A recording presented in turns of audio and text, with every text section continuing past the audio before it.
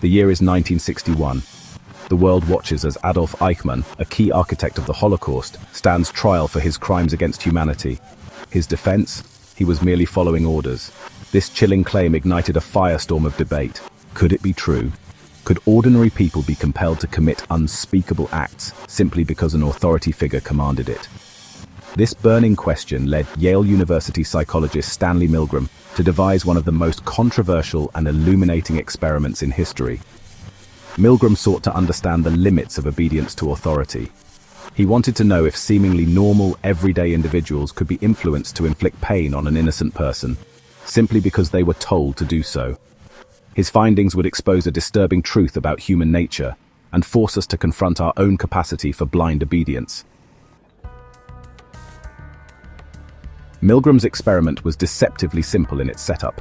Volunteers were recruited through newspaper ads, promised a small fee for their participation in a study on memory and learning. Upon arriving at Yale, they were greeted by a stern man in a lab coat, introduced as the experimenter. Another participant, seemingly ordinary and affable, joined them. Little did they know this man was an actor, complicit in the experiment's true purpose. Through a rigged draw, the real volunteer was always assigned the role of the teacher, the actor always the learner. The teacher was then given a sample electric shock, a taste of what they would supposedly be inflicting on the learner. The learner, strapped to a chair in a separate room, was tasked with memorizing word pairs.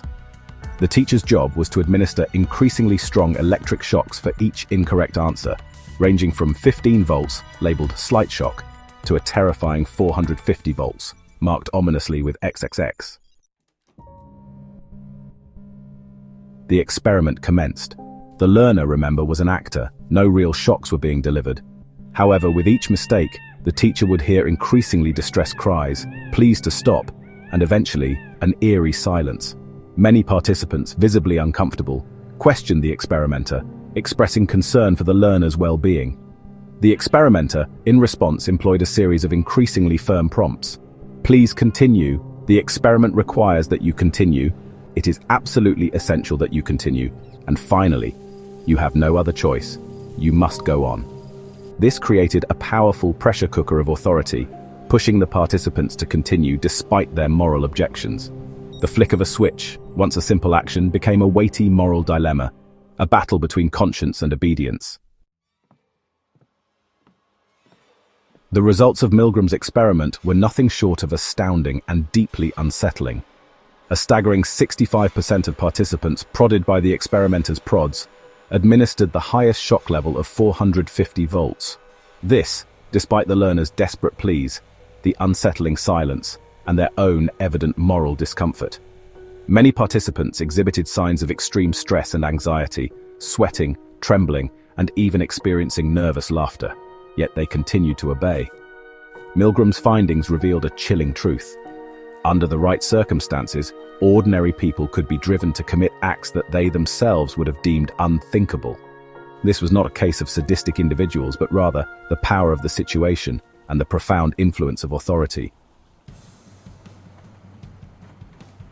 The Milgram experiment shone a harsh light on a powerful, often invisible force in our lives: obedience to authority. It demonstrated that our innate desire to conform, to please authority figures, and to avoid disrupting the social order can override our own moral compass.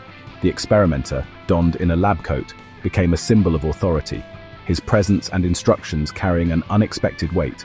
This authority, combined with the perceived legitimacy of the scientific setting, created an environment where disobedience felt almost impossible for many participants. The experiment forced the world to confront an unsettling reality.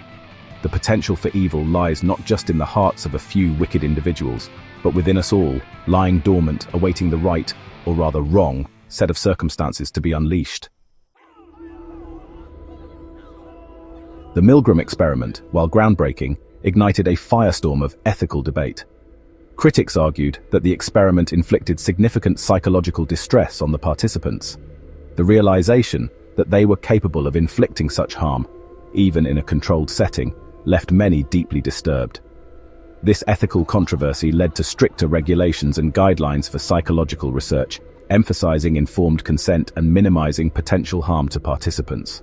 While the experiment itself would be difficult to replicate ethically today, its legacy continues to shape our understanding of human behavior and the ethical boundaries of scientific inquiry.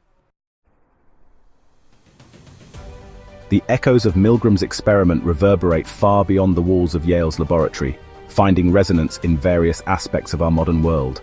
From the unquestioning obedience demanded within the military and law enforcement agencies, to the pressure to conform to corporate cultures, the influence of authority remains a powerful force. The Milgram experiment serves as a stark reminder of the potential dangers of blind obedience.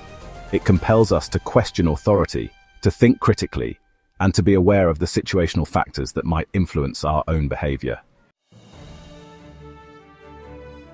Milgram's experiment leaves us with a haunting question.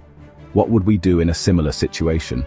Would we have the courage to defy authority when it clashed with our own moral compass? The unsettling truth is that we can never be entirely sure.